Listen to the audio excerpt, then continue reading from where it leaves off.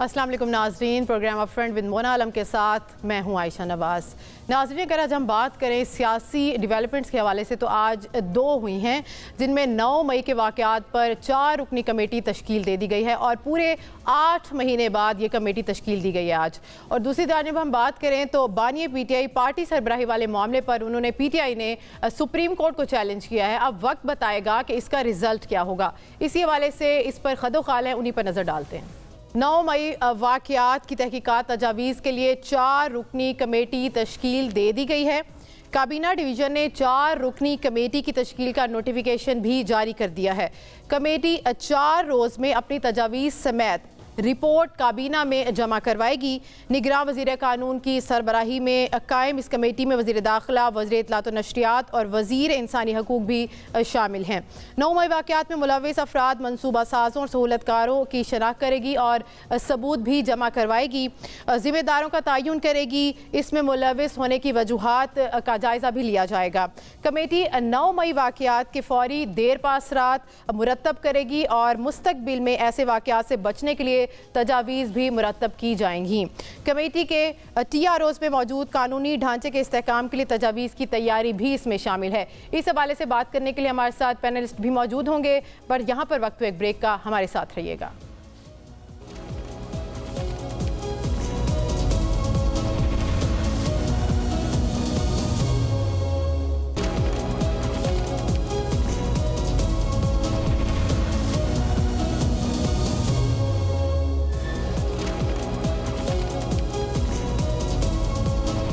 Welcome back नाजरीन। अगर हम आज बात करें तो 9 मई वाक़यात की तहकीकात कमेटी पर 4 रुकनी कमेटी तश्कील दे दी गई है और पूरे 8 महीने गुजरने के बाद ये कमेटी तश्कील दी जाती है। अब सवाल ये है कि ये कमेटी पहले क्यों नहीं तश्कील दी गई और पहले क्यों नहीं इस मास्टर माइंड को पकड़ा गया। और दूसरी जानब अगर हम बात करें तो बानी PTI पार्टी सरबराही वाले मामले पर उन्होंने PTI ने सुप्रीम कोर्ट में चैलेंज किया है उन्होंने।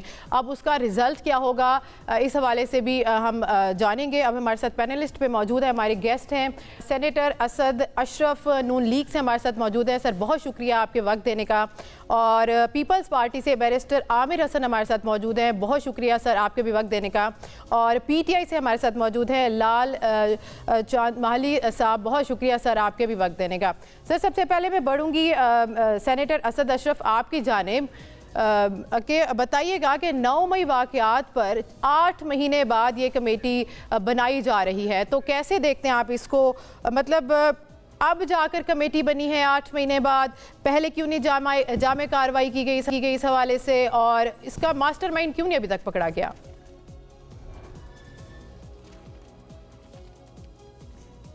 बिस्मिल्लाहिर्रहमानिर्रहीम।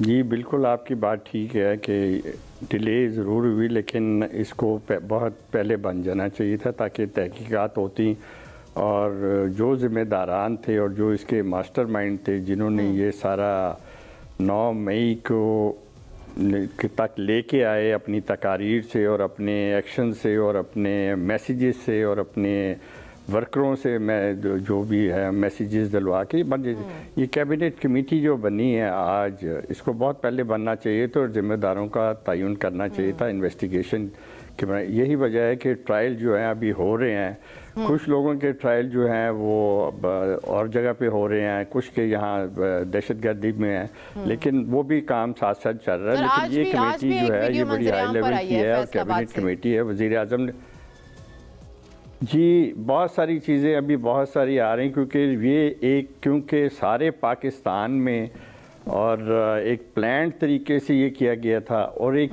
प्लान्ड इदारे पे, एक प्लान्ड इंस्टॉलेशंस पे किया गया था। कोई सिविलियन नहीं था। पूरी आबादियाँ, पूरे शहर, पूरे इलाके बड़े बड़े छोड़ के स्पेसिफिक टारगेटेड जो हदफ थे उन पे किया गया है। तो इस चीज़ों, और सबसे बड़ी बात यह है कि अभी बहुत सारी चीज़ें नहीं आई हैं। लोगों से जब इन्वेस्टिगेट दूसरी एजेंसीज कर रही हैं या पुलिस इंतज़ामिया कर रही है, दहशतगर्दी कोर्ट, तो उनके मोबाइल से जो निकल रही हैं ये इन्होंने अब एविडेंस खुद प्रोवाइड किए हुए हैं। इन्होंने अपनी वीडियोस उसी वक्त बना के सारे लोगों की बना के पूरे पाकिस्तान में, चाहे वो MNA हो, चाहे MPs हो, चाहे वर्कर्स हो या सपोर्टर हो, उन्होंने उसी वक्त जो है अपनी ऑफिशियल वेबसाइट पे कायदीन को इम्प्रेस करने के लिए उन लोगों ने फ़ौरन ही अपलोड कर दी हैं। बाद में बहुत सारों ने डिलीट भी कर दी हैं और ये बातें जो हैं ये सामने ऐसा ऐसा आ रही हैं और यही वजह है कि आज भी एक नई वीडियो आई है और इस तरह की बहुत सारी और आई हैं जो कि अभी मंजर आम पर नहीं है। और ये वक्त के साथ साथ अब ये कैबिनेट कमेटी जो है इसीलिए बनाई गई है कि ये सारी तहकीकात करें और उसको ज़िम्मेदारों का तयन करें और जो एविडेंस है उसको कौम के सामने लाया जाए 9 मई का वाक़या। सही है। Barrister Aamir Hasan, same question मैं आपसे भी करना चाहूँगी। आप कैसे देखते हैं इस कमेटी को और इस ताख़ीर की वजह क्या नज़र आती है आपको? 8 महीने बाद ये कमेटी तश्कील दे दी जाती है। मेरे ख्याल से इस कमेटी का क़याम किसी तरह भी खुशाइंद नहीं है। पहली बात तो ये है कि जब मामलात अदालतों के अंदर हैं तो फिर एक कैबिनेट कमेटी का बनना ये अदालती मामलात के अंदर मुदाखलत के मुतरादिफ होगा। दूसरी बात ये है कि इतनी देर से ये कमेटी कायम, ये तो जो हुकूमत उस वक्त मौजूद थी, मियां शहबाज शरीफ प्राइम मिनिस्टर थे, अगर वो समझते थे तो उन्हें ये कमेटी बनानी चाहिए थी। और अगर कोई बनानी भी थी आज की हुकूमत को तो किसी जुडिशल कमीशन की तरफ जाया जा सकता था। मैं समझता हूँ कि एक गलत काम गलत वक्त के ऊपर गलत तरीके से किया गया है, जिससे मजीद इलेक्शन के अंदर ये चीज एक बुरे तरीके से आएगी कि शायद किसी पार्टी को तंग करने के लिए या उसे इलेक्शन के अंदर उसके लिए मुश्किलात पैदा करने के लिए। तो मेरा नहीं ख्याल है कि निगरान हुकूमत को इन मामलात के अंदर आना चाहिए था। अगर आना भी चाहिए था तो उनके पे रास्ते बना देते। इतनी सोच विचार के बाद। और दूसरी बात इससे ये समझ आती है कि शायद हुकूमत का जो सिस्टम है। साहब क्यों चुप बैठे हुए थे? पार्टी ने उन्हें भी तो नोटिस किया था। जी सॉरी सर, तंगी साहब क्यों चुप बैठे हुए थे? बहरमत तंगी साहब वो क्यों चुप बैठे हुए थे? पार्टी ने उन्हें भी तो नोटिस किया था।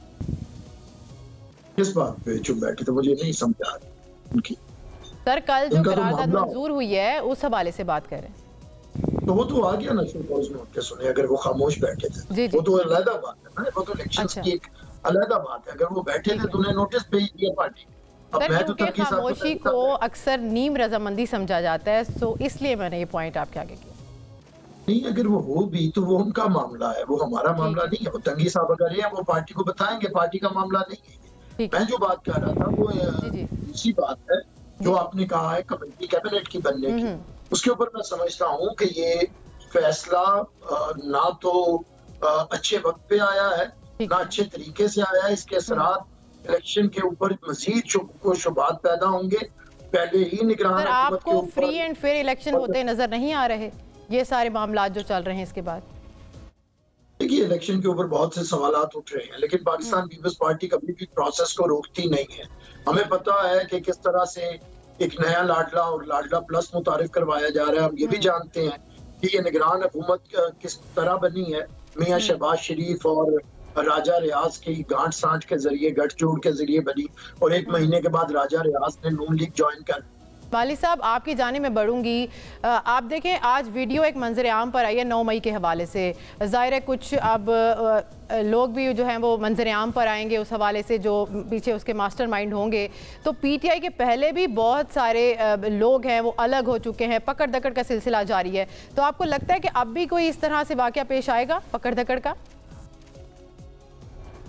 शुक्रिया आयशा। देखें, 9 मई के जो वाक़यात थे, पाकिस्तान तहरीक इंसाफ, पाकिस्तान तहरीक इंसाफ के चेयरमैन इमरान खान ने सुप्रीम कोर्ट में खड़े होकर इनकी मजम्मत की। लेकिन हमारी मुखालफी और वो कुव्वतें जो पाकिस्तान तहरीक इंसाफ को ख़त्म करना चाहती हैं, उन्होंने पाकिस्तान तहरीक इंसाफ पर ना सिर्फ इल्ज़ामबाजी की, लेकिन आपने देखा होगा कि पाकिस्तान तहरीक इंसाफ के हज़ारों कारकुनों को गिरफ्तार करके जेलों में डाला गया। पाकिस्तान तहरीक इंसाफ की क़यादत को जेलों में डाला गया। उनका अगवाए बयान किया गया, जिन्होंने बयान दिया, जिन्होंने पार्टी छोड़ी। ये पार्टी छुड़ाने के लिए सबको इस्तेमाल किया गया। पाकिस्तान तहरीक इंसाफ ने बार बार ये मुतालबात किए कि एक जुडिशल कमीशन बनाया जाए जो इस सारे वाक़े का एक जायजा ले और उससे वो दे कि असल में हुआ क्या था। कि ये किसी की कोई भी मानने के लिए तैयार नहीं है कि आपने देखा कि चंद जो हमारे ये कागजात नामजदगी जमा कराने जो लोग जा रहे थे उनको रिटर्निंग ऑफिसर के ऑफिस तक भी पहुंचने दिया गया, तो वो कोर कमांडर हाउस कैसे पहुंच सकते थे। लेकिन आपने देखा कि सारी हथकंडे इस्तेमाल करने के बाद हमारे मुखालफिन को जबरदस्त नाकामी हुई है, खासतौर पर निगरान हुकूमत को। निगरान हुकूमत जो है वो शादियों की बनी हुई है, उसे मुस्लिम लीग नवाज जो है उसमें प्रीडोमिनेटली उसमें मौजूद है। अब ये जो कमीशन बनाया गया है इसकी कोई हुक्कत नहीं है, इसकी कोई इज्जत नहीं होगी, इसकी कोई वैलिडिटी नहीं होगी, इसकी कोई भी किसी भी चाहे मीडिया हो चाहे आम आवाम हो उनकी नजरों में इसकी कोई औकात नहीं होगी, क्योंकि ये नवाज लीग की प्रीडोमिनेटली जो उसमें मेंबरान मौजूद हैं।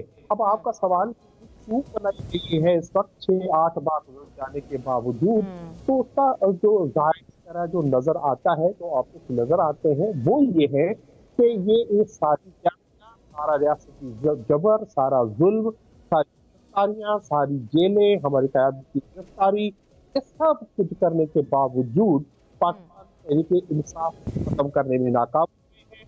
और वो पाकिस्तान तहरीक इंसाफ से ही जो है ज्यादा मकबूल तरीन जमात होके उभर रही है। तो इस कमीशन से जो है वो जो कमेटी है कैबिनेट की, उससे खदशात है कि ये इस तरह की रिकमेंडेशन कर सकते नवाज लीग के या जो पाकिस्तान के लिए खतरनाक साबित हो। लेकिन इनके नाकाम हुए हैं और अब भी नाकाम होंगे। सही सर, ये जो आज सुप्रीम कोर्ट में चैलेंज किया गया है बानिया पीटीआई की चेयरमैनशिप को, इस हवाले से उसको कैसे देखते हैं आप? अगर सुप्रीम कोर्ट ने वही फैसला बरकरार रखा और फिर कैसे पीटीआई जो है वो मैदान में आएगी और इलेक्शंस में हिस्सा लेगी? देखिए, सबसे पहले तो हमें अदलिया पे मुकम्मल एतमाद है। इसके बावजूद कि नवाज शरीफ जब लंदन से वापस आए तो उनकी सहूलत जारी की गई, उनको एयरपोर्ट तक सीट किया गया, उनको उनके जो केसेस थे एक माह के अंदर ख़त्म हो गए, और जो उनकी सुप्रीम कोर्ट से डिक्लेयर की आई उसको ख़त्म करने या उसके मामलात को हल करने के लिए सुप्रीम कोर्ट लाइव नशियात के जरिए कई दिन अपने इस पे दे चुकी है कि किसी तरह ये मामलात हल किए जाए। इस सूरत हाल में इमरान खान जिसपे जो इलेक्शन कमीशन ने जो फैसला दिया था उस पे उनकी सजा भी है वो मुअत्तल हो चुकी है। साइफर केस पर हो चुका है, किसी और केस में उनको सजा नहीं है। तो एक तरफ नवाज को ये सहूलत जारी की जाएगी, उनको लाडला बनाया जाएगा, उनको उन कौम जो है रिटर्निंग ऑफिसर्स पहली फुर्सत में बहाल कर देंगे, और दूसरी तरफ इमरान खान को बाहर रखने की कोई साजिश की जाएगी। तो ये मेरा नहीं ख्याल कि अदलिया इस साजिश को कामयाब होने देगी। अदलिया यकीनी तौर पर पाकिस्तान तहरीक इंसाफ और इमरान खान से इंसाफ करेगी और पाकिस्तान तहरीक इंसाफ को कामयाबी होगी इंशाअल्लाह। सर, बैरिस्टर गौहर साहब ने बोला है कि हमें बल्ला मिले ना मिले हम इलेक्शन में जाएंगे, तो आप ऐसा है कि किसी और सियासी पार्टी से इल्हाक हो पीटीआई का? देखिए, जहाँ तक सिर्फ बल्ले की बात नहीं है, हम बार बार समझा चुके हैं, पाकिस्तान तहरीक इंसाफ को पूरे इंतखाबी अमल से बाहर करने की एक साजिश है। बला नहीं तो कोई और निशान, लेकिन अगर बला नहीं तो कोई और निशान भी पाकिस्तान तहरीक इंसाफ को नहीं मिलेगा। इससे पाकिस्तान तहरीक इंसाफ 227 जो नशिस्तें होंगी रिजर्व फॉर माइनॉरिटी वुमेन की, उसमें उनको हिस्सा नहीं मिल सकेगा। हमारे सारे उम्मीदवार जो है वो आज़ाद हो जाएंगे। तो ये एक जो इलेक्शन होगा उस इलेक्शन की कोई जो है कोई कबूल नहीं करेगा, उसकी कोई जो जस्टिफिकेशन की उस इलेक्शन को पाकिस्तान की आवाम कबूल नहीं करेगी। बाकी सही बात है सर, इस गुफ्तगू को यहीं से जारी करेंगे, यहाँ पर वक्त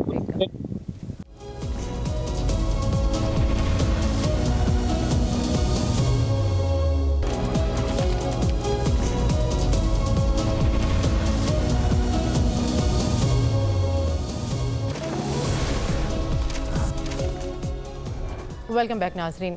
सर, बैरिस्टर आमिर हसन, मैं आपकी जानिब बढ़ूंगी और सवाल मेरा आपसे कल सेनेट के हवाले से जो करारदाद मंजूर की गई। सर, इंतखाबात मुलतवी करने की करारदाद मंजूर होने से पहले चेयरमैन सेनेट और हिमायत करने वाले जो सेनेटर्स के दरमियान मुलाकात होती है, फिर वापस हाउस आकर आनन फानन करारदाद को मंजूर कर लिया जाता है, जबकि तकरीबन 45 मिनट तक किसी को करारदाद का इल्म तक नहीं। ऐसा क्यों हुआ सर, क्या समझते हैं आप? देखिए, मैं तो कल के वाक़ये को एक साजिश तो हो सकती है, लेकिन एक भोंडी साजिश थी। कोई भी उसे जहां जिस सेनेट के अंदर 100 से ज्यादा मेंबर्स हो, वहां पे महज 14 सेनेटर्स आए और एक साजिश के जरिए, जबकि कानूनी तौर पे कॉरम भी पूरा नहीं होता। तो कल अगर ये ऐसी कोई करारदाद हुई है और चेयरमैन सेनेट ने उसे फैसिलिटेट किया है, तो खुद को भी बेवकार किया है और इदारे को, सेनेट को भी बेवकार किया है। ना तो उसका कोई सियासी हैसियत है, ना कोई कानूनी हैसियत है और ना ही कोई उसकी अखलाकी हैसियत है। मैं समझता हूँ कि कल बहुत भोंडे तरीके से एक भोंडी साजिश की गई है। पाकिस्तान को इस वक्त बिल्कुल शफाफ इलेक्शन की जरूरत है, मुनसिफाना इंतखाबात की जरूरत है। जिस तरह हम बहरानों का शिकार है, वो सियासी तौर पे हो या मुआशी तौर पे हो या समाजी तौर पे हो, हमें एक मुंतखब हुकूमत की जरूरत है जिसे अवाम मुंतखब करे और वो आके बहरानों से अवाम के मैंडेट के मुताबिक एक मुफाहमत के साथ दूसरी जमातों को साथ में लाते हुए और दूसरे आईनी इदारों के साथ एक मांगी बरकरार रखते हुए मुल्क के अंदर ये इस वक्त फजा है, इसे खत्म करे और बहरानों को खत्म करे। तो हम तो पाकिस्तान पीपल्स पार्टी बड़ी क्लियर है। जब दूसरी जमातें, आप सारी जमातों को जानते हैं कि इन्होंने कहीं ना कहीं साजिश की है, कोई रिट लेके चला जाता है, कोई खराबी करता है, किसी ने इलेक्शन ना करवाने की ठानी हुई थी और कोई इलेक्शन के खिलाफ जाके प्रोसेस को रुकवा रहा था लाहौर हाई कोर्ट में। और पीपल्स पार्टी पहले दिन से कह रही थी कि 90 दिन में इलेक्शंस होने चाहिए, नवंबर में बनते थे, फिर इन्होंने डिले किया, अब फरवरी में हो रहे हैं। और अब फिर अगर कोई ये साजिश करना चाहता है तो सवाल ये है कि ये जमातें अवाम का सामना करने से क्यों घबरा रही? अगर इन्हें अवाम के ऊपर यकीन है तो अवाम के सामने है। पीपल्स पार्टी को बड़े एतराजात हैं हमें इसके ऊपर। इलेक्शन कमीशन से भी हो सकती है हमारी रिजर्वेशन, निगरान हुकूमत पे हो सकती हैं, जो तरीका कार अपनाया जा रहा है वो बहुत सी हो सकती है। लेकिन इसके बावजूद हम इलेक्टोरल प्रोसेस को ना बिल्कुल रोकना चाहते हैं, ना उसमें रुकावट बनना चाहते हैं। हम समझते हैं कि भले लेवल प्लेइंग फील्ड मिले या ना मिले, भले किसी को लाडला बना दिया जाए, इसके बावजूद पाकिस्तान पीपल्स पार्टी अवाम को ताकत का सचेशमा समझती है और यकीन रखती है कि अवाम वो फैसला सुनाएंगे जो अवाम के भी मुफाद में होगा, मुल्क और रियासत के मुफाद में होगा। तो इसलिए मैं समझता हूँ कि ऐसी कोई 14 बंदों की करारदाद जिस बुरे तरीके से टूटी है, उन्होंने अपना मेरे ख्याल से कलंक अपने माथे पे लगाया है। जो इसका हिस्सा हुआ है, ये कोई अच्छा उन्होंने अमल नहीं किया, लेकिन इसका कोई फर्क नहीं पड़ेगा इलेक्शंस के इनकाम। सही।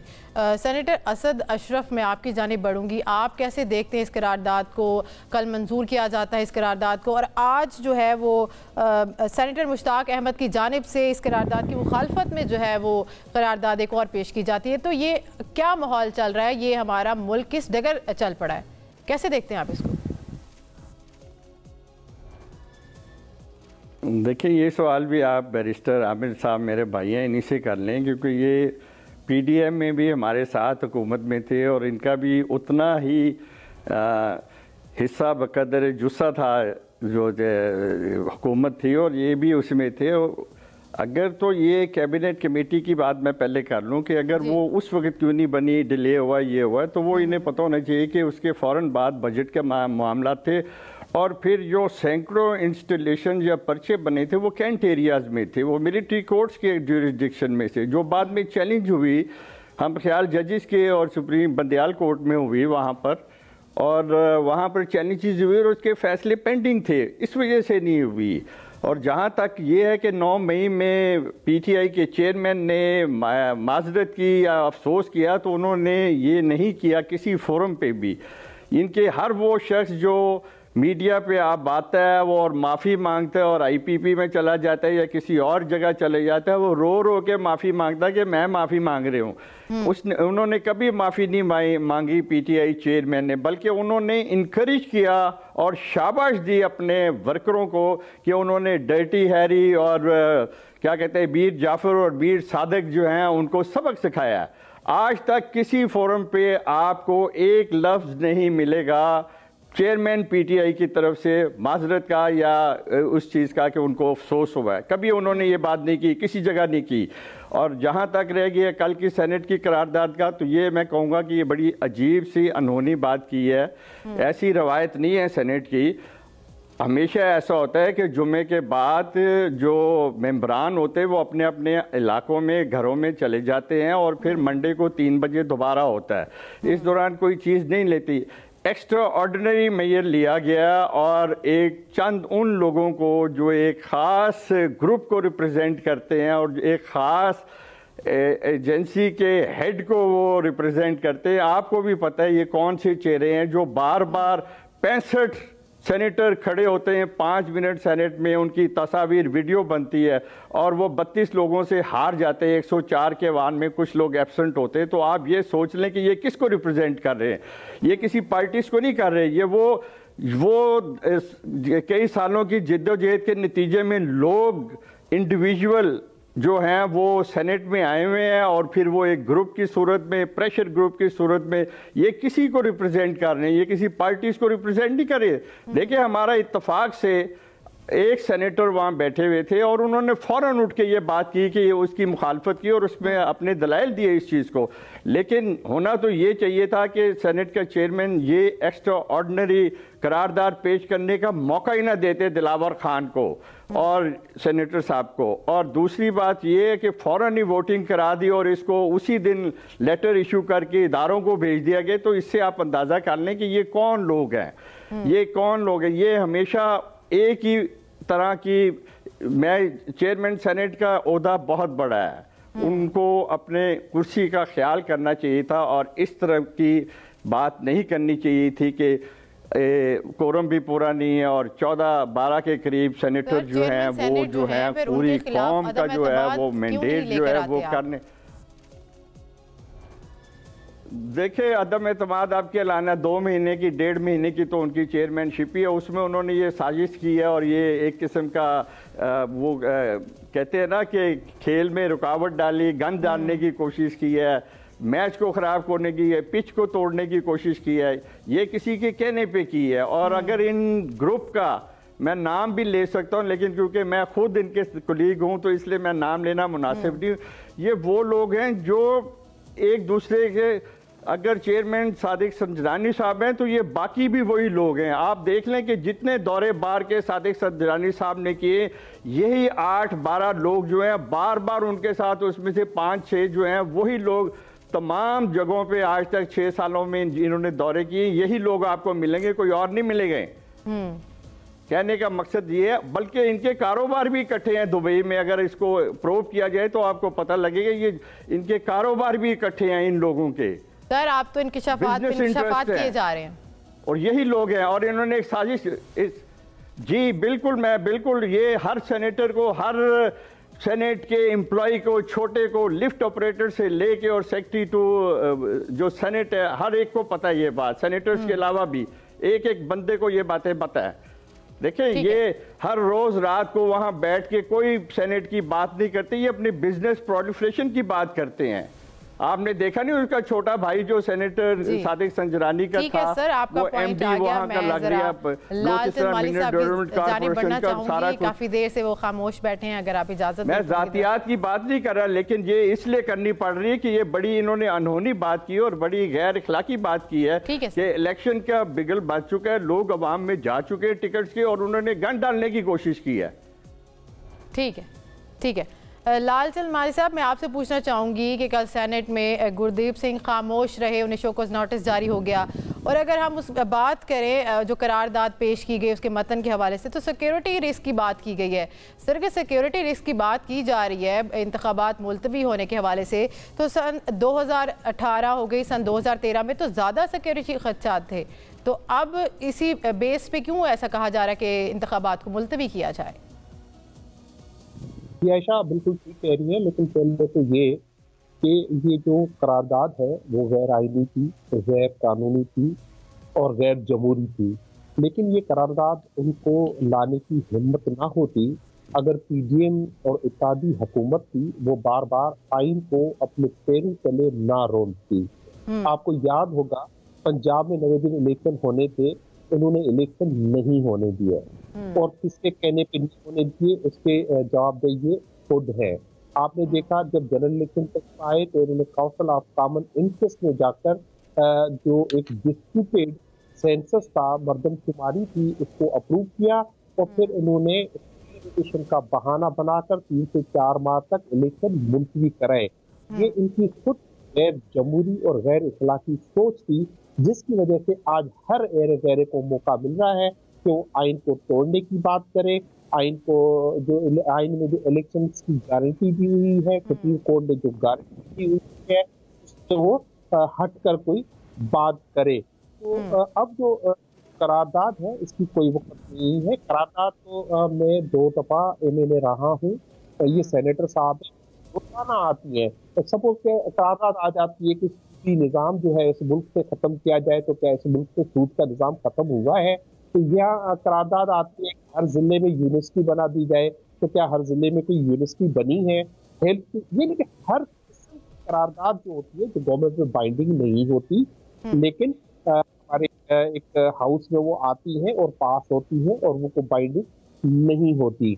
अब बात ये आज मुश्ताक अहमद खान जमात इस्लामी के सेनेटर हैं, उन्होंने आज भी एक करारदाद के पास कर पेश की है, बल्कि जमा करवाई ताकि टाइम पे इलेक्शन हो। मेरी जमात इस्लामी है कि वो इतनी उजलत में काम ना करता। सब पॉलिटिकल पार्टी क्योंकि इस इंतखाबात के हवाले से सब क्लेम कर रही है कि हम सेम पेज पे हैं, तो उन सब की तरफ से एक है रिक्वेजिशन भी जानी चाहिए थी और ये करारदाद भी पेश होना चाहिए थी।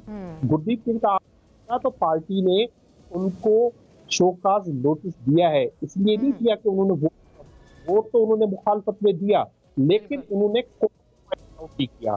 जो अदनान साहब थे वहाँ पे तकरीर भी की, वो सीनियर भी है और काफी फैमिली एक पॉलिटिकल फैमिली है, उनको भी पता था कि कोरम पूरा नहीं है, ये करारदाद पास नहीं हो सकती, तो उनको भी कोरम पॉइंट आउट करना चाहिए था जो नहीं हुआ। लिहाजा ये साजिश चलती रहेगी। अगर पाकिस्तान की अवाम को ये चाहते हैं कि उनको इंतखाबात से मजीद महरूम रखा जाए और ये गैर जमहूरी लोग, ये निगरान हुकूमतें जो कई माह से गैर कानूनी और गैर आईनी तौर पर मुसलत है, उनको जारी रखा जाए, तो ये अब पाकिस्तान की आवाम इस बात को कबूल नहीं करेंगे। ठीक है सर, इस गुफ्तगू को यहीं से हम जारी करेंगे, पर यहाँ पर ब्रेक लेंगे।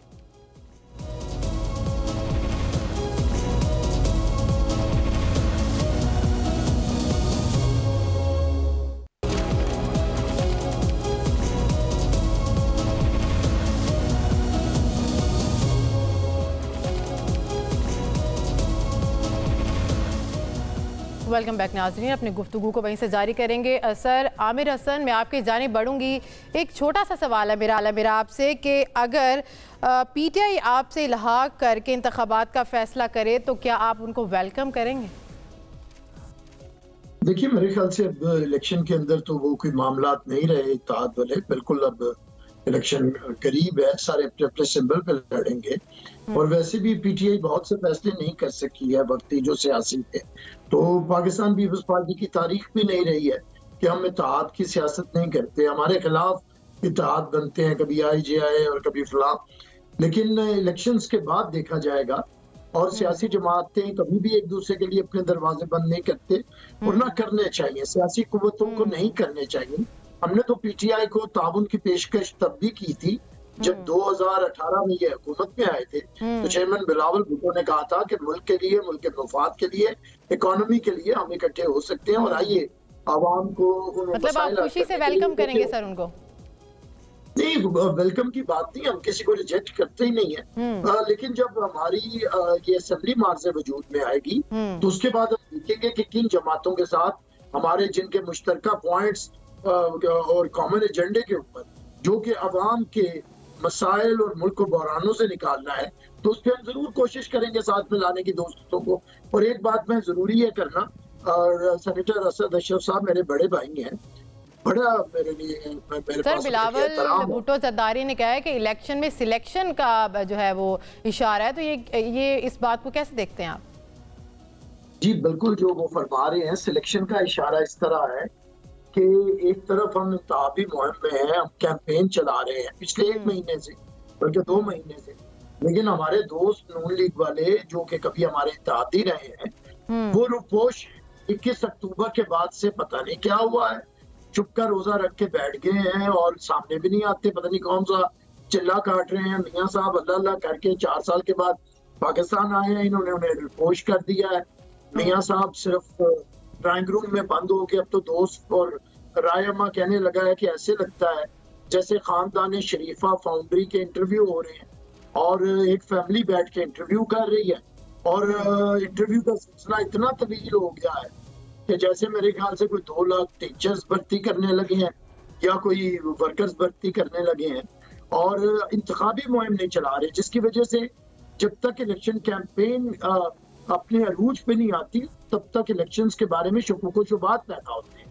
और नून लीग वाले कहते तो नहीं है कि हमारा मुकाबला किसी से नहीं है, लेकिन उसके बाद हाथ धड़ाधड़ बनाए जा रहे हैं और लोगों को जिन्हें कभी ये खुद लोटे कहते थे और कहते थे बाप के हुक्म से ये फैसले करते हैं, उन्हें तो मिला लेते हैं, लेकिन सियासी जमातों से गुफ्तगू इनकी नहीं है, सियासी प्रोग्राम नहीं दे रहे।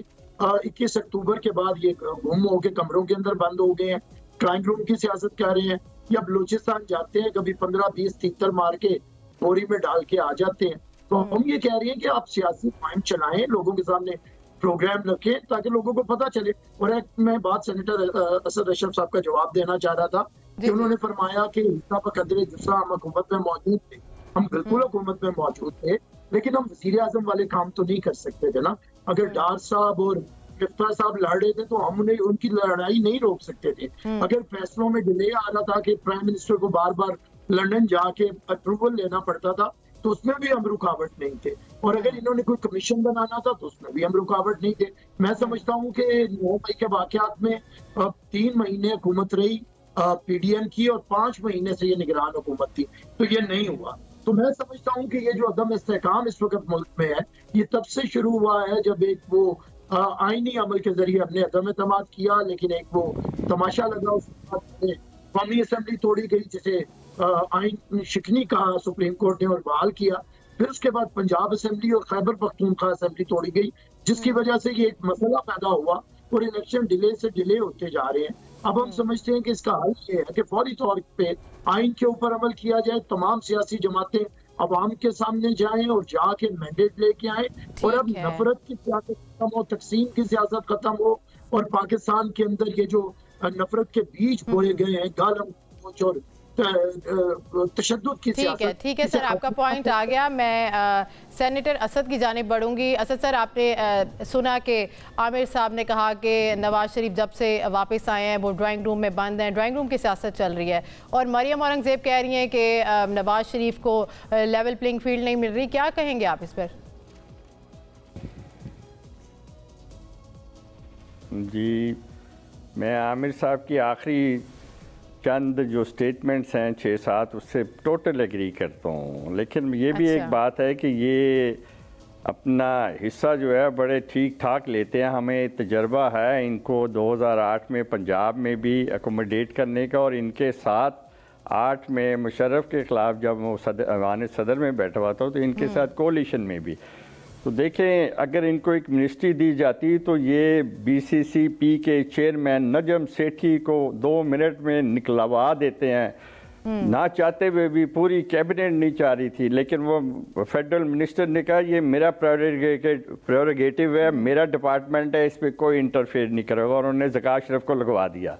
तो कहने का मकसद ये है कि आपने बिल्कुल ठीक है, हर एक को अपनी अपनी पार्टी और अपने अपने पार्टी वर्करों को, टिकट होल्डर्स के, ये इस वक्त अगर हम कहीं पे जलसा करते हैं और कोई हमारा कराता है, हमारे पास यहाँ सैकड़ों नहीं हज़ारों दरखास्तें आई हैं और यही हमारी प्रॉब्लम है।